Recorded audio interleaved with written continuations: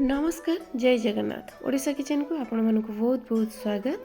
आज मुझे आसी आपण मानक बिना पियाज रसुण रे तैयारी फूलकोबी आउ आलूर गोटे सुआदिया रेसिपी आउ सेटा भी घरे थिबा गोटे गोटे चामच सिक्रेट जिनस सहित बनैबार प्रोसेस बहुत ही सहज खाइबापी बहुत ही टेस्टी। ताले चलतु किभଳି प्रोसेस रे मु आज रही सुआदिया रेसिपीटी को बनैछि वीडियो को स्किप न करी संपूर्ण भाव में देखि नबा। ये मुझे गोटे फूलकोबी को मु भल भाव में पानी रे प्रथमे गोटा धोई नहीं धोई सारिबा परे फूलकोबी को तार डेम्फ गुड़िक ये अलगा करनबा अलगा कर सारा परे जो गुड़िक बड़ साइज फूलकोबी थी ताकू एमती आम मझीरु प्रथमे दुई फाड़ करके काटी नबा जार डेम्फ टिके बड़ साइज थी ताकू एमती चारि फाड़ करके काटी नबा जेमती कि आपण देखि पारथिबे जहाँफल कौन हम मसला गुड़िक भल भाव में फूलकोबी देहरे पशिब। आउ एपटे नहीं मु चार्टा मीडियम साइज आलू जहाँ कि मुझे दुई खंड करके काटी नेबी। एई रेसिपी रे आलू आपण टिके बड़ बड़ साइज रखिए खाइबापी बेस स्वादिया लगिबो देखिबापी मध्य सुंदर लगिबो। कड़ाई बसई नहीं कि तादेहरे दे दूची मुझे 1 लिटर पाखापाखि पानी हाई फ्लेम रे घोड़नी लगेकी पानी को मुझे भल भाव में प्रथमे फुटई नेबी। पानी फुटीगला परे जो फूलकोबी को काटिकी रखी से पानी देहरे देदेवी। पानी देहरे दे सारा परे घोड़नी लगेदेवा आ 1.5 ରୁ 2 मिनिट पर्यंत एठी हल्का टिके फुटई नवा फूलकोबी को। एठी हमको फूलकोबी को सिझेबार नहीं जस्ट अल्प समय पानी रे देकी ताकू छाणी आनिबार अछि। फूलकोबी को गोटे प्लेट देह को बाहर कर नेकी ताकू ठंडा करदेबा। आउ एपटरे से सेम कड़ाई रे दे दोछि मठी किछि तेल आ तेल गरम हो गला परे जो काटिकी रखिथिले आलू से आलू को देकी आमे आलू को एठी भाजी नबा। लो टू मीडियम फ्लेम रे आमे आलू को एठी भाजीबा जहाँ फल रे आलू भाजीबा संगे संगे सिझी मध्य जीवो। तो आलू भजा पाई आमे एठी लूण देदेबा आ घोड़नी लगई देकी किछि समय छाड़ीदेबा। मझिरे मझिरे घोड़नी खोल दउथबा नहले आलू पोड़ी जाई पारे। एठी देखंतु आलू भजाटा बढ़िया कलर हेकी भाजी हो जाइछि ता सहित आलू 60 ରୁ 70% सिझी मध्य जाइछि। आलू सबको बाहर कर नबा आ से जो कड़ाई रे सेम तेल अच्छी से सेम तेल रे आमे रखिथिबा फूलकोबी को मध्य देकी भाजी आनिबा। आलू भजा बेले आमे लूण देइथिले तेणु फूलकोबी भजा बेले आ लूण देवा दरकार नहीं तेल रे लूण अच्छी। आपण चाहिए हलदी गुंड देई पारिबे नहले सेमिति रे मध्य फूलकोबी को भाजी पारिबे। टिके गोल्डन कलर हैला पर्यंत आमे फूलकोबी को एठी भाजी नबा किंतु फूलकोबी को भाजिला बेले अधिका आमे सिझेइबानी। एठी देखंतु पाखापाखि अधा फूलकोबी सिझी जाइछि आउ भाजी मध्य जाइछि। फूलकोबी को एबे आमे गोटे थाळे को बाहर कर नबा आ से सेम कड़ाई रे दे देबा आउ 2 चम्मच पाखापाखि सोरिष तेल जेतले भल भाव में गरम हो दे देउछि मठी किछि गोटा मसला। आपणक पाखरे जहाँ किछि भी गोटा मसला थिबो तेजपत्र जीरा लवंग गोलमरीच डालचीनी अलैच सुखिला लंका आपण ताको दे पारिबे। एपटरे आमे गोटे मसला रेडी करिबा जो थरे मु नेछि 1 चम्मच गोटा जीरा 2-3टा कंचा लंका 2 इंच पाखापाखि अदा आ गोटे बड़ साइज रो लाल टमाटो। पानी आमे दबानी बिना पानी रे ही सेमिते ग्राइंड करि आनिबा। एपटरे मसलाटा हल्का भाजी हो गलानी आ ग्राइंड करथिबा मसला को आमे एठी तेल देहरे दे देबा।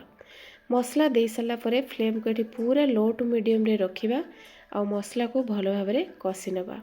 मसला कषुवा समय रे दे देबा आधा चम्मच हळदी गुंड 1 चम्मच दबा धनिया गुंड कंचा लंका देइथिले कलर पाई देबा एठी 1 चम्मच काश्मीरी लंका गुंड। फूलकोबी आलू भजारे आमे लूण देइथिले बाकी तरकारी रो टेस्ट देखिकी दे देबा एठी आमे लूण। तो ए सब को दे देकी एठी मसला को आमे किछि समय एमती स्लो फ्लेम रे कषिबा पई छाड़ देबा। ता भितरे रेडी करिबा मु जो सीक्रेट रेसिपी मसलाटा कहितली नेची 10-15टा काजू 1 चम्मच पोस्त आ सीक्रेट जो जिनसटा 1 चम्मच क्षीर गुंड दे देकी पानी दबानी प्रथमे सेमिति सुखिला रे ग्राइंड करि आनिबा। सुखिला रे ग्राइंड कर सारा परे दरकार मुताबक पानी देकी तार गोटे स्मूथ पेस्ट टे रेडी करनबा। आ सेई जो पेस्टटा एपटे देखंतु मसला बढ़िया भाव में कषि हो गलानी कलर बहुत बढ़िया आसी जाइए। तो एबे जो काजू पोस्त आ क्षीर गुंड को मिक्स करके ग्राइंड करथिले सेई मसलाटा को आमे देदेबा जार धोईकी अल्प किछि पानी देदेबा आ मसला को एठी कंटिन्यूअसली चलै चलिबा फ्लेम लो करदेबा कहीं ना कंटिन्यूअसली चलेबा एथिपाई कहीं काजू बटा देइचे कड़ईर तले लागिजिब नहले। आजिर ये जो रेसिपीटी बिना पियाज रसुण रे बनी आपड़ जदि या गरम गरम भात सहित थरे बनैकी खाऊंट ना ताले चिकेन मटन भी या आगे पूरा पूरी भाव में फिका पड़ज या आप गरम गरम भात सहित खाईपारे रुटी सहित खाईपारे पूरी पराठा नान सहित बेस आराम से खाईपारे साइड आइटम आउ किछि भी दरकार पड़बनी। बास्ना आउ टेस्ट बहुत बढ़िया आसीबो घरे थिबा बहुत ही सहज जिनस रे आजिर रेसिपीटी बनिकी रेडी हो एठी देखंतु आम मसलाटा बहुत बढ़िया भाव में कषि हो गलानी साइड रू देखि पारथिबे ऑयल रिलीज हो गलानी आउ मसलार कलरटा मध्य बहुत बढ़िया आसी जाइए।